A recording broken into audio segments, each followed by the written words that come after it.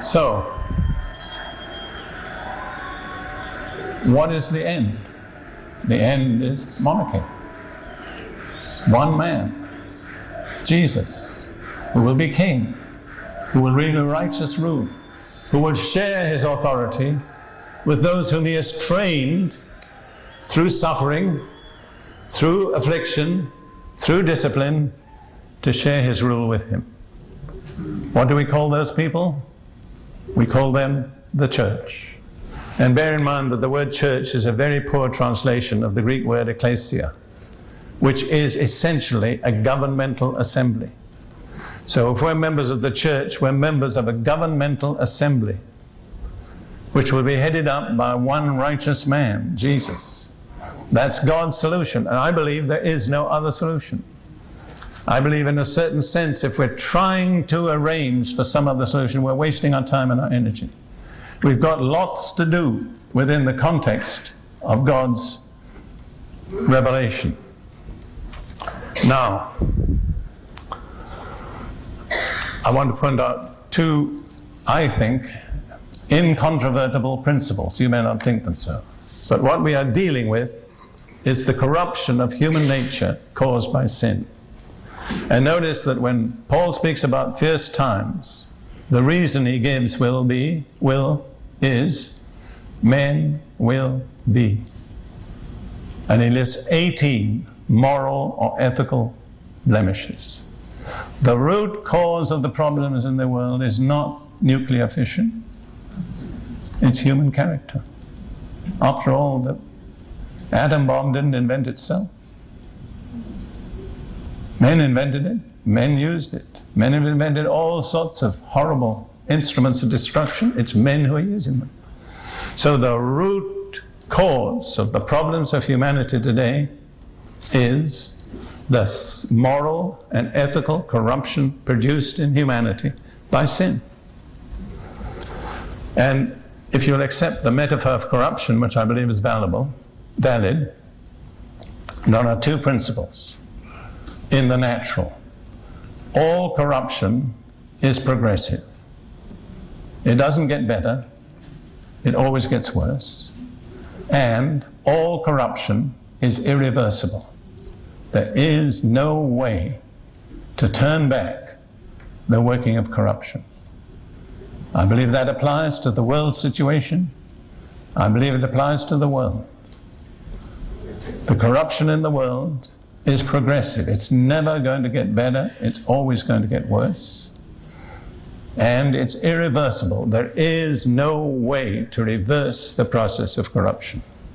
So all Christian prayers and schemes and plans that are, whether they know it or not, directed to reversing corruption are a waste of time. And probably money too. See, this is why we need biblical prophecy, because it saves us a lot of wasted time, effort, and money. A lot of disappointment. Now, please understand, I believe as Christians, we have an obligation to pray for our government within the parameters of the revealed will of God. I was speaking about this once, some good many years ago, about the need to pray for the government. And at the end, a lady came up to me, a dear lady, and she said, "But Mr. Prince, doesn't the Bible teach that everything is getting worse and worse?" I said, "No.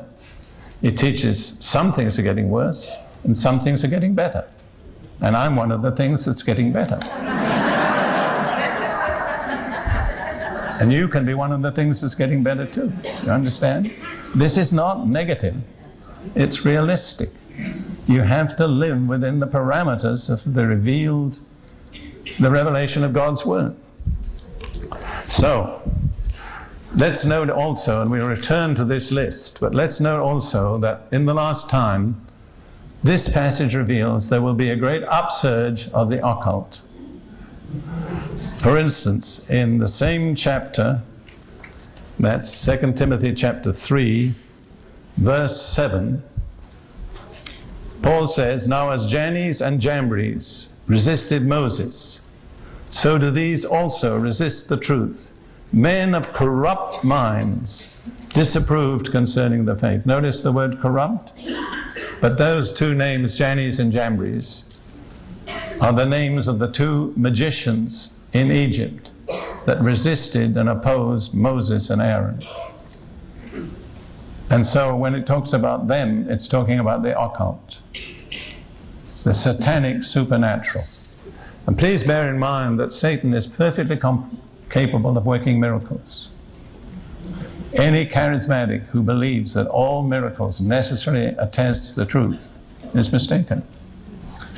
Because the Bible says at the end, Satan will do great miracles, but they will not be truth. They'll be lying wonders. Now it's interesting really, because this conflict between Moses and Aaron and the magicians was not fought out on the natural plane. It wasn't a conflict of theology.